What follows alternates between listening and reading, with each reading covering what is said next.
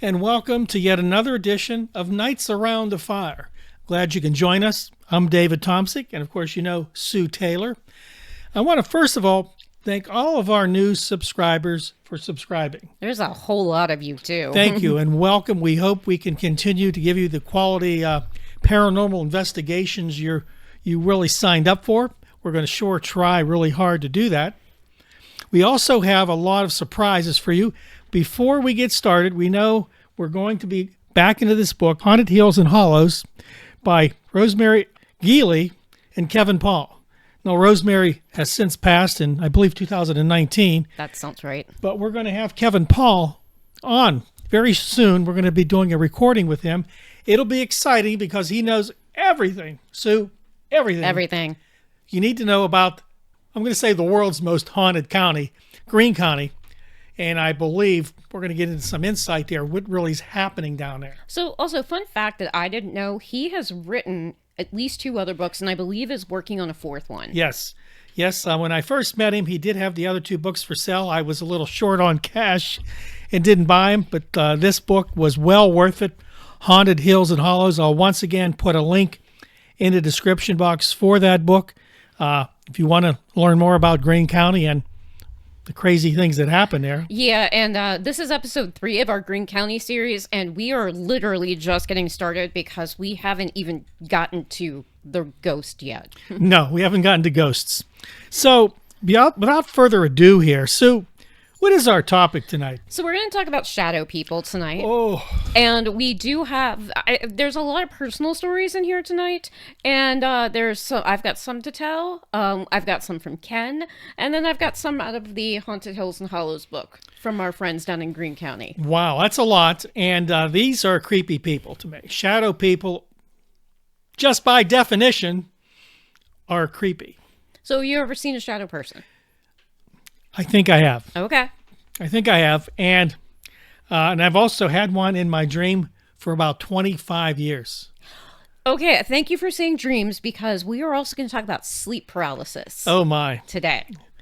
Wow, it's a big, big day, folks. So let's get started. Shadow people. All right, so let's get started. Let's start at the beginning. So the shadow people are commonly described as dark humanoid silhouettes that appear darker than the surrounding shadows and often vanish when looked at directly. Remember that from when we talked about Greene County. Okay. They can be described as human-like with no facial features, sudden movements, darting or standing motionless. Remember that when we talk about Ken's story. They often appear in your peripheral vision, in doorways or beside beds. They can come with a strong sense of being watched or impending danger. And sometimes they are seen as a man with a hat. That's unusual. It is. And I hadn't thought about the man with the hat being associated with shadow people. But it's actually, there's a picture in this book. If I can find it offhand. If I can't, that's all right. We'll get a picture of it and I'll put it in the video. We've got a picture in this book of shadow people, men with the hats, so that you guys can get a real idea of what we are talking about. But now we're going to tell some stories and talk about some things that some of you out there may have experienced. And if you have, tell us about it in the comments section. Right, please do. And we want to hear from you. And again, our new viewers, we love hearing from viewers, their stories. We've shared a couple. So we have, and technically, this shadow person was all started as part of a request into our email. So if you have things that you want to hear about on this channel, send it to our email. I know we've got a lot of new local viewers. So if you've got some local stuff that we want to look into, send that over too. We are very up for that. Yeah, you can email us at strangeworlds777@yahoo.com. Be right here. Please write it right now. Get it to us. Yes, please.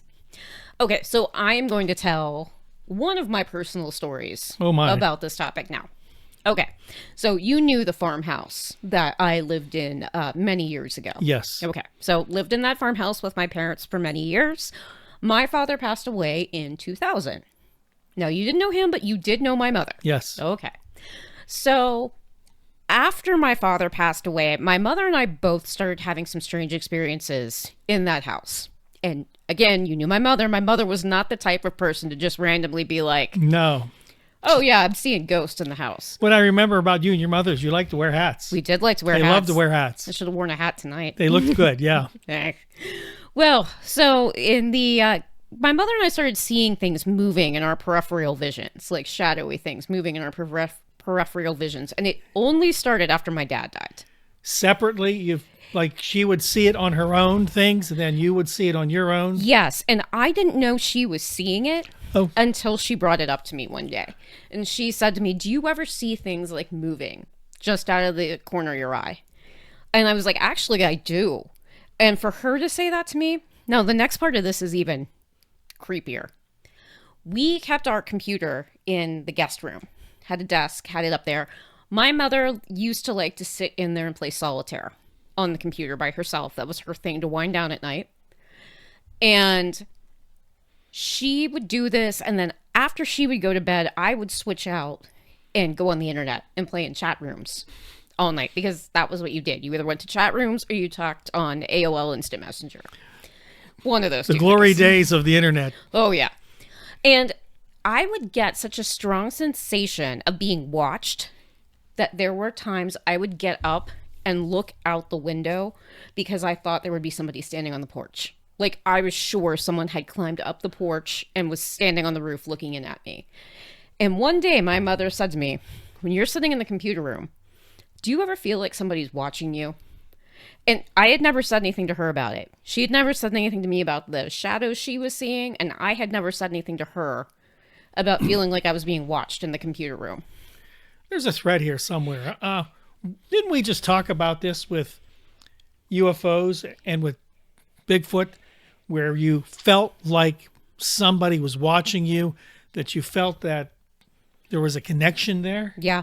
Well, the house was far enough out there. I guess it could have been Bigfoot. Like, because it was not, it's been built up a little more. Right. Since I lived out there. But when I was out there in the early 2000s, late 90s, like, that definitely could have been It was a farm. Bigfoot, yeah. It was a farm. It was 10 acres. We had 10 acres, so. In the midst of other people who had farms. So, Yes. So that is one of my experiences with shadow people. Now, our culture is not the only one to have shadow people. uh-oh. They actually transcend almost every culture out there. Really? They do. And so the Egyptians had the kabit, which I think I'm pronouncing correctly, which was a shadow that tied itself to the soul.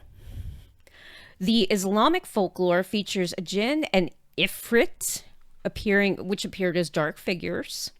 Medieval Europe, which our culture is most familiar Right. with, had demons, incubi, succubus, or night spirits. And then the Native Americans had spirits or omens such as the Nalusa Falea and one other Native American legend where there is a spirit that haunts people who have evil thoughts. And so the spirit enters their dreams and devours them. Wow. How kind. Yeah. So, okay. Wow. Let's tie something into this. Have you ever had an incident of sleep paralysis? Yes. Okay. Do you want to describe what your experience with sleep paralysis was? Yeah, I basically I was awake, but it seemed like I was in a dream. Yes. And I had a recurring dream for about 25 years, multiple ones that sort of tied together, and it was always tied to one of those dreams. Terrifying. And I, of course, as now Sue lives on the same street that I grew up on, lived there 36 years. She can see the house I grew up in right from her porch, and she knows that when I grew up, there were 3 funeral homes and 3 churches on that street. Still 3 churches on that street. Right. Now there's only 2 funeral homes. 2 funeral homes. And it was one of those things where you grew up always seeing a coffin or some hearse in front of your house or having a procession, whatever. Now that probably was tied to this, and that might be what was tied to these shadow people. What do you think, Sue? I agree. I think that that's actually a big part of it, and we're going to talk about some of the haunted locations where shadow people are seen. So I think you're exactly right. I think the residual haunted energy along that street from the funeral homes was bringing out those shadow people. Okay, so let's get into sleep paralysis. For those of you that don't know what sleep paralysis is, it's basically, so when you go to sleep, your body like paralyzes itself so you don't act out your dreams. And technically what it is that portion of your brain can come awake and it's still, the rest of your body is still frozen. So you are awake, but you're asleep. That's the technical, medical, loose translation of it. However, that is not what everyone believes. Now, remember those spirits that we just talked about up above. And you are awake, but you can't move. You think you're dreaming. And you may feel like you're in danger. You may feel like you're being watched. I remember I had one incident of sleep paralysis where I was absolutely certain there was somebody in this room. There was absolutely somebody in this room. I am sure of it. I'm in terrible danger. So I had one friend say to me one time, like, oh, I must have had a sleep seizure. And I said, oh, no, you had sleep paralysis. It's very normal. 30 to 40% of people have experienced at least once. You may actually, in addition to feeling like you're in danger and there's somebody in the room with you or seeing a shadow figure, you may feel like there is something sitting on your back, sitting on your chest, some sort of threatening presence, and you may see a dark humanoid figure. That's a lot. Yeah, that is a lot. And it could be very, very terrifying. It can be. And so when I lived at that farmhouse where we saw the shadows and felt like we were being watched, I had sleep paralysis all the time. Had it when I was in middle school, had it when I was in high school, had it when I lived there by myself, had it all the time. I saw the smoke coming in through the doorway one time. I was sure there was a man in the room on a couple of occasions. I had classic sleep paralysis. I knew you had some stuff like that, but I didn't know to that extent. So I will tell you, when I lived in Georgia, my house in Georgia was built in 2011. So it was not the historical piece that the farmhouse was. And I think I had 2 experiences of sleep paralysis when I lived down there. And I can tell you my current house, I know I've only had 1 or 2. So it was definitely tied to the house. It was definitely tied to the house. So the whole shadow people and the sleep and the dreams and the sleep paralysis and the demons and all of the other bad spirits are all tied together. That's quite a lot. I know personal, and I'll maybe tell my personal story of one of the events. I would have a nightmare of my home on College Street, which was about 100 yards away from this big old Gothic funeral home. Sue knows the one I'm talking about. Beautiful Still place. there. Beautiful place. I knew the family that was there. Still a funeral home. But I would have these night terrors that I would walk out to my front sidewalk, look straight down to where this home was on the corner.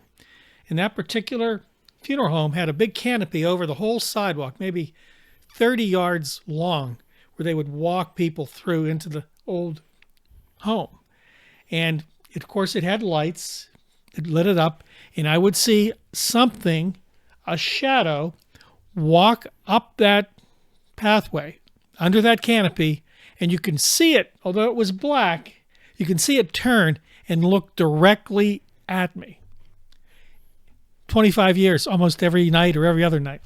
That's crazy. Crazy. It's crazy. And that's just one. So I can tell you, I didn't lose my mind over it, but it made me think, what's going on that in that neighborhood? Right. What is going on that street? And now I will say I have very little issues right now, and in my current house, I did feel for a very strong period of time that I was being watched in my house, but it's not really. I think the ghost and I have all worked out a nice, reasonable existence there. Right. I mean, you never did any investigation. You never can come over, right? No, but no, it's Becky who's allergic to cats. But Ken, you are more than welcome to come to my house. We'll just set up a date and time. You can come over and look anytime you want. Right. And, a lot of the houses on that street are very old. And I'm sure there's a lot of things going on there. But shadow people are nothing new. If you've never heard of them, that's fine. But this has been something reported on by groups and ghost hunters for decades. Yes. Well, so also let me give you a fun movie reference because we like those here. Yes, we do. Do you know what fictional character is based off of the sleep demons and shadow people? Freddy Krueger. Yes, because he comes to you in your dreams and attacks you in your dreams. Yes, he is based off of a shadow person. The Nightmare on Elm Street. And I guess they had a bunch of them after that. It's fine. It's not one of my favorite horror movies, but Me either. It's fine. Yeah. Yeah. Okay. So that's kind of based loosely on this whole night dream terror that you kind of get locked into, and that's what happened Yes. with the characters in the movie, right? Yes. Yes. So that is basically the back history of Freddy Krueger when we talk about how these types of stories influence pop culture. Freddy Krueger is one living and breathing. Right. Okay, so like we've talked about, shadow figures are regularly tied to haunted houses or paranormal locations, anything like that.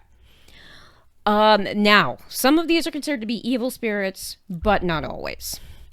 There is a very famous photo that was taken at Moundsville State Penitentiary of a shadow person. You can find it out there on the internet. I believe I have it in my Ghost of Moundsville book, which, of all the books I brought with me tonight, I did not think to bring that one.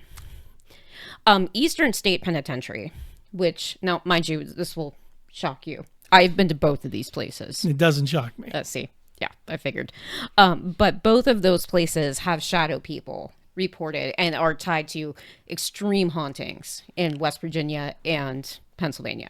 Yeah, Moundsville is in West Virginia, and I believe they still give tours there. They still give tours. You can go during the daytime and do one of just the history tours, which I have done. I have never done one of the night ghost tours because they do them pretty late. And Moundsville State Pen's like an hour and some away, hour and some change away, like an hour and 10 minutes away. Yeah. And that's a bit, I can't be up ghost hunting until 4 a.m. I'm too old for that. I just wouldn't feel comfortable going there at night ghost hunting. I just don't know what would follow me back. Not even if Ken went with you? Maybe. Ken, let's take Dave to Moundsville. Let's figure this out. Make it happen. Listen, folks, Ken Smith, our resident friend and paranormal investigator, has done a few videos with us. I'll put links to those in the description box. They're very good. One where he describes the equipment he uses in places like Moundsville and other locations that are deemed haunted. So check those out. Ken's a good guy, and he'll be back. He'll be back. But if you want to tie into this particular topic, when Ken's in our most recent video with Ken, where he tells his ghost stories from the Carnegie Library, he will tell you about his sighting of a shadow person. Oh. Yeah, and I'm going to tell a couple of other of his stories. He and I talked this week, and he told me a few more. Okay. So, but before I get into that, this is one of my favorite ghost books that I have. It is Ghost Stories of Pennsylvania by Dan Asfar. It is a very good book. There are some very scary stories in here, and the one that really stuck with me is the one that I'm going to relay now in a shorter version. So, the U.S. Hotel in Hollidaysburg, Pennsylvania, which I believe is out in the middle of the state. Is that Hollidaysburg is out near Altoona area? I believe so. Okay. Yeah, I'm not really sure. I've never been there. But it was built in 1835. And back in 2001, a group from the Paranormal Research Foundation went to do an investigation. And they had several more experienced people there, but they also had some prospective people joining the group. So kind of like us going out with Ken. Right. Yeah. Newbies. So they had a whole bunch of strange experiences, which I have left out of the bulk of that. But it sounds like it was a very scary night, and they saw like full apparitions and all kinds of stuff, some crazy stuff. Yeah, I know, Zoe. Crazy stuff. So one young woman named Stacy had a particularly frightening experience where, after everything she saw in the hotel that night, she went home, she went to bed, tried to get some sleep, and found she was just having terrible nightmares. Oh. So she did the logical thing when you can't sleep, and she decided she would wake her boyfriend up to kind of talk to her, like, calm down a little bit. So she wakes him up, and she gets out of bed, and she goes over, and she turns on the light. As she turns on the light, they both see a shadow darting away from the bed. Whoa. Yeah. Yeah. Now, I read this book many years ago. The first time I read that story, I got chills from it. Like, I think that's terrifying. That you talk about something following you home, you could have that shadow figure following you home. So did it follow her home? Did she believe that? Yeah. They firmly believed that the shadow person followed her home, and that's what was causing her nightmares. And then that was what she saw. That creeps me out. Yeah, it's freaky. There's a lot of things you can fight, friends, but how do you fight a shadow person that followed you home? Right. Does that happen often? So this is just me guessing, and Ken, feel free to correct me on this. I feel like if it's maybe a less experienced person who doesn't, tell them, okay, you've got to stay here, you can't come with me, doesn't do the proper protection to stop a ghost from coming with them, I think that's part of it. Safety tip for all of our viewers. Make sure if you go somewhere that has shadow people or anything paranormal, make sure you don't bring it home with you, and protect yourself through prayer, holy water, demanding it stay there, and get out quick, and maybe do what they do in spy movies. Try to lose it by going up and down different streets. I thought you were going to say like tuck and roll out of a window or something like that. That may not help you. No, that's probably not going to help. Okay, so we have shadow people that have been confirmed by various groups. Including Ken. So let's talk about some of Ken's stories let's talk about Ken's stories. Okay, so again, go back and watch the video on the Carnegie Library, and he talks about the shadow figure that he saw there, and he tells the story way better than I will. So there's that. He has so many stories about shadow people. Like, just so many. Because Ken is a note taker, so he just has stacks and stacks of notes on his trips. So one time he was on the north side, and he went to a building there with one of his teams, and he saw shadow figures that were about knee high running around. So I said to him, like, did you think this was something that was dangerous, or did you think that it was something that just ghost of children or something? And he said he did not get any vibe that it was dangerous. So the north side is full of old history. Now, what Sue is saying is the north side of Pittsburgh. Yes. Thank you for It's one of the neighborhoods, and I know quite a few of them, and I used to sort of walk through them when I went to school downtown. And, of course, my daughter lived on the north side for a while, and I can tell you these buildings are very old, dating the city, and I'm guaranteeing you, I went to a haunted house there when I was in college. The walk through the neighborhoods to get to the haunted house was terrifying. So it was an actual haunted house, yes, banging on the wall guys in masks? Right, it was for Halloween, and they opened it up. But yeah, it was definitely a lot of things going on there. So Sue's right.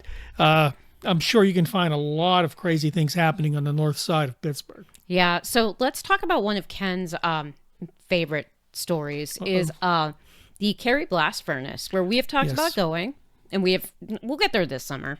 It'll be a nice trip. Yeah, for us we'll this be there. Just to let you know before Sue continues, we did a video with Ken, one of our top videos, 3 most haunted locations in Pittsburgh.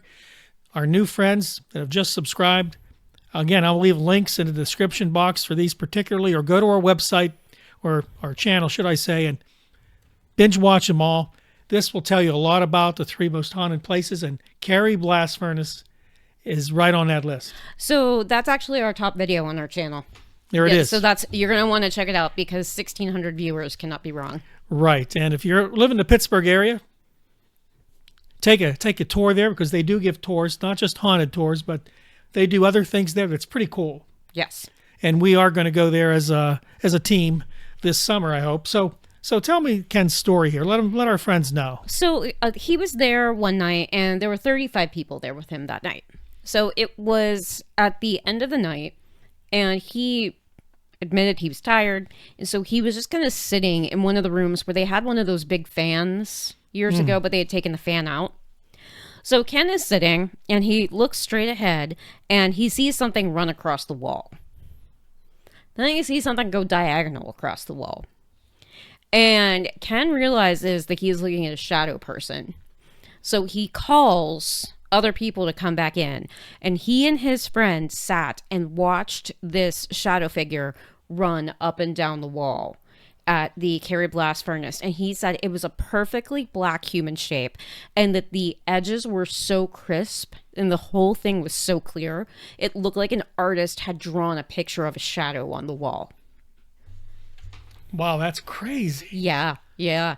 And speaking about Moundsville State Penitentiary, Ken has seen shadow people there as well. I would not have doubted that 1 second. Maybe we'll get Ken to do a video specifically on his Moundsville State experiences. Right. That would definitely be one that I would want to hear. I want to hear that too. Because he talks about the Conneaut Hotel, which was one of my favorite places. That's also in the top 3 haunted places in the Pittsburgh area. We might as well tell them what the third one is. What is the third one? Nemacolin. Nemacolin, yeah. The Nemacolin resort, basically, it's a castle. And that's in Brownsville, PA. Beautiful place. They'll be opening soon too. Then they should be open for both ghost tours and for regular tours. We can go check that place out too. So friends, if you want to have an exciting time or just go see these places, they're all open for tours. Yeah. Conneaut's open for dinner. But you can go and check it out. And, of course, check out our video. Yeah. Okay, so let's talk about our friends down in Greene County. Okay. We love you. So there is a plan in place that some of us are going to go ghost hunting down in Greene County on the 6th. Are you coming with us? Not sure yet. Okay. Check your calendar. We'll see, because I think we are going to go down there. Maybe we'll see some shadow people. But according to our friends in the Haunted Hills and Hollows, there is an apartment building in Greene County that is so haunted, it has all kinds of stories coming out of it. One woman who lived in this building saw shadows lurking in the apartment and saw a smoke vapor coming out from beneath the furnace that went out through the wall. It's just one person. It's just one person. An interesting piece about this. Remember, we've talked about the Native American spirits down in Greene County for a couple of episodes now. In this particular apartment building, they heard the sound of Native American drumming. No, that's cool. Yeah, that's pretty cool. And next week, we are going to talk very specifically about the Native American activity down there in the 1600s, as well as the spirits that are going along with the Native American hauntings down there. So stay tuned for that one. That one's going to be a really good one. You don't want to miss it. No. There is a theory that this particular building was built on a Native American burial ground. But the author said that he can't confirm this. So Mr. Paul says that he cannot confirm this historically. But it's very possible. And that feels like the theme of all the Hollywood movies, is that they built something like that. Right. Poltergeist, they built on a cemetery and didn't move the bodies. And what went wrong there? Right.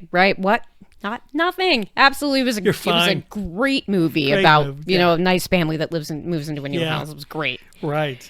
So the location that we are planning to go to in Greene County is the Foundry, which we have talked about multiple times. And it is, like we said in our past videos, it is open on Sundays from 12 to 4. Over the summer, they usually have some festivals down there.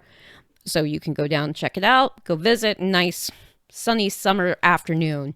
Grab a food truck, get a sandwich. Yeah, there's actually lots of nice places to go. And Greene County is a beautiful place to be on a nice day. Like we said last week, visit Greene County. Yeah, you absolutely do want to visit Greene County. And of course, you might come home with a shadow person or two, but hey, they don't really take a lot of space up, right? Fine. I mean, as long as they're not bothering your dreams too much, you're fine. Not a big deal. Maybe they can cut the lawn for you. So, if you are going to go visit Greene County, one place to go is the Green River Trail. Okay. So that sounds like a nice place to go. Gonna hike? Yeah, they regularly see shadow figures hiking along this trail. That's interesting. I don't know if they're hiking or as much as they're just out for a nice little stroll. Maybe they've got a ghost dog with them or something that they're taking out for a walk. Or maybe they're stuck there. That is actually what sounds like the more likely experience, is that they are stuck there. But they are tall, skinny, and solid black. And they can appear from either side of the trail. So you're walking along and like they can just pop in either way. And that seems to be a thing with shadow people. They don't seem to have a lot of rules that they abide by. Just do what they want. Yeah, like they seem like they can be anywhere. And I wonder why they aren't, like, I wonder what the difference is between a shadow person and a full body apparition. Like, why does some ghosts come up as shadow people? Why does some come up as full body apparitions?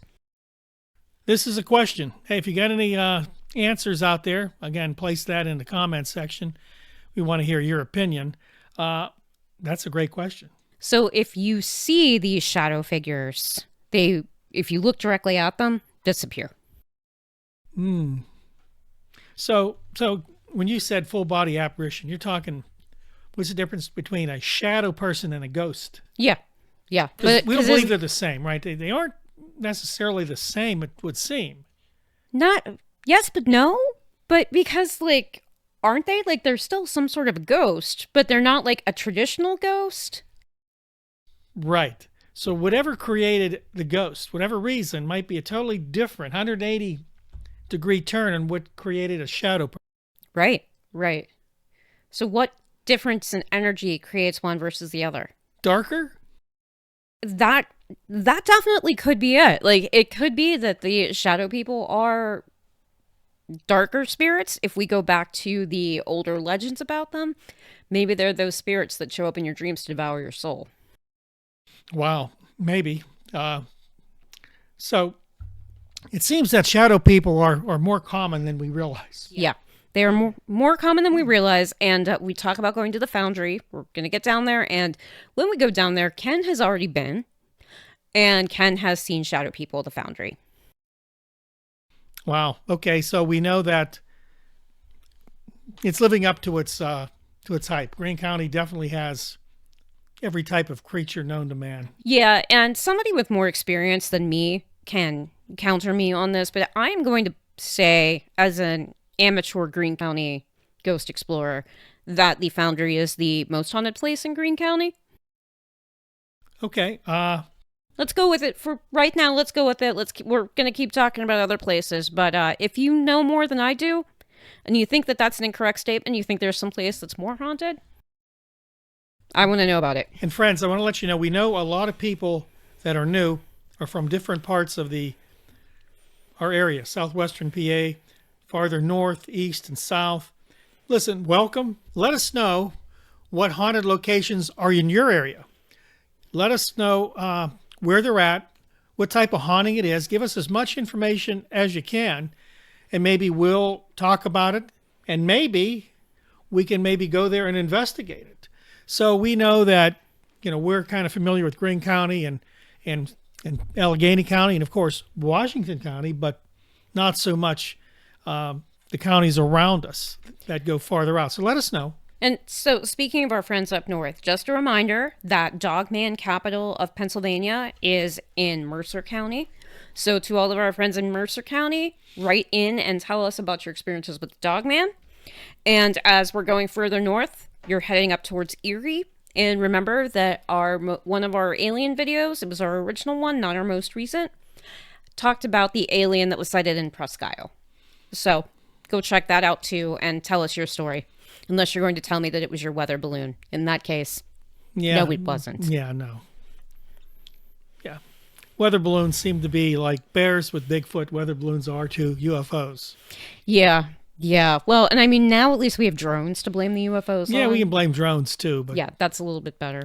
So where do we go from here, from shadow people? So from shadow people, I think that shadow people are associated with places that have a lot of paranormal energy.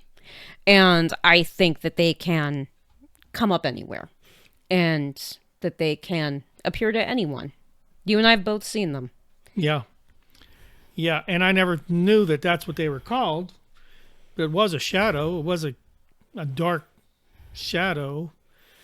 I definitely think that there is something associated between sleep paralysis and the shadow people, because just speaking to my experiences between houses, something went on at the farmhouse, and it's obviously tied into that. Yeah, and that's probably another whole exploration, because we just mentioned people who were abducted claimed they had paralysis, that they couldn't move, that they saw things. Shadow people and ghosts. People that experienced Bigfoot thought that they heard voices in their head. We're gonna talk about that because Rusty Wilson talks a lot about that in his books about like Bigfoot, the paranormal aspect of it. So we are going to talk about that in a later video, but we're going to get through Greene County first. Okay, so he believes there is a connection. Lots of people do, actually. There is the 100 Bigfoot Nights books, which if you have not read those yet, they're worth the read. There's 3 of them, great books. They talk about the paranormal connection because they heard things in the house, and then they had all of the experiences with the Bigfoot and the dogman outside the house. Like I mentioned, we report this, we investigate this, but not even Ken or anybody else we know has all the answers.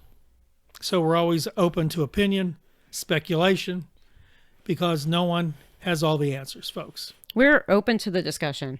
We're open to the discussion. Yeah. Okay. So do you think that the paralysis associated with aliens could be associated with the shadow people or the paranormal? Here's what I think. I think what is constant in there? The constant is the human. The human is the one experiencing the shadow people, basically being paralyzed. The human is the one experiencing hearing things or maybe feeling a certain way when a Bigfoot's near. Humans are the ones that feel paralyzed or helpless when they believe there's possible alien abduction. So it isn't so much the different alien, basically shadow person or Bigfoot, it's the human. It's how our brains, I believe, interpret their surroundings, interpret the energy they feel. So each thing is separate, but it reacts or acts upon the human, I believe, pretty much the same way. Fear, which equals paralysis, which equals confusion, which basically equals to not knowing what's going on in a way. So that's what I believe. I believe it isn't so much they all are doing something different. I just believe that the human being is more susceptible because it's human. We're human, and our brains all work the same way. Okay? So, a Bigfoot, if it has an energy around it, it's going to affect a human. Aliens, you can say what you like, same thing. And let's face it, shadow people, anything paranormal, I believe, definitely affects how you think and feel. Fear is the baseline, I think, with all of them. Yeah, that makes sense. Okay, we're done. Oh, Solved. Yeah, answer. We've got it. Read another book. Okay, so Sue, what do we have? What else happened here? What else are we doing?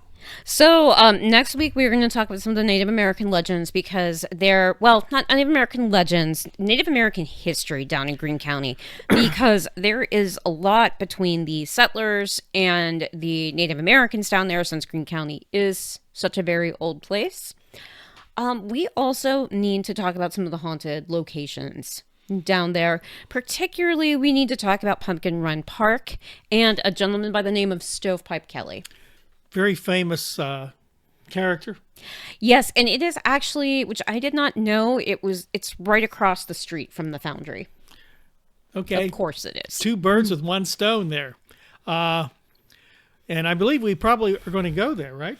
We are going to go there. I do want to see if we can contact Stovepipe Kelly and get Stovepipe Kelly to talk to us. I don't know if we actually will. And my friend down in Greene County made us an offer that she will drive us around and tell us some of the haunted locations that she knows about down there. This will be great. Yeah, so we could keep the Greene County stories coming. You keep telling us. If you've got something that you want to come on and tell us, I do want to do a user stories video for the channel. And if you've got some out of the local area, please email them to us because I will love to read them on the air in the coming weeks. Please do. Strange Worlds 777 at yahoo.com. Please, Sue, we'll find that password and I'll get in there this week. Get back in there. Please use the text lines as well. We're going to leave the links to some of these books in the description box. Again, very good books. I think you can still get this one. If you can still get this one, I highly recommend getting If it. you can find it, get it. You can always go to Books A Million or Half Price Books. Sometimes should they have have it, these yeah. things. And that's, of course, barring it run on them, because everybody wants one of these now. So, speaking of books, Dave and I have a plan this summer to do some stories around a fire. I like to consider them bedtime stories. We will give you guys something to go to sleep with, and we will read some of our favorite ghost stories for you to fall asleep to. I'm sure you'll look forward to that, because I sure am. I am too. Ready. Nothing like stories around the campfire. We've all grown up with them, and I don't believe it's any less fun today than it was when I was a kid, and I'm sure you feel the same. Well, I'm glad we can get through this today. It's a very interesting topic, Sue. It is. It's a very interesting topic. It's a very fun topic, and we will start digging into some more haunted spirits and some haunted locations next week. Look forward to it. If you believe this content is what you love and want to hear more, please hit that subscribe button right now and Squatch that like button. share the video with other people who are like-minded and want to hear the best in paranormal from Canonsburg's #1 podcast, Nights Around the Fire. We'll see you next time. Stay sharp. Bye, guys.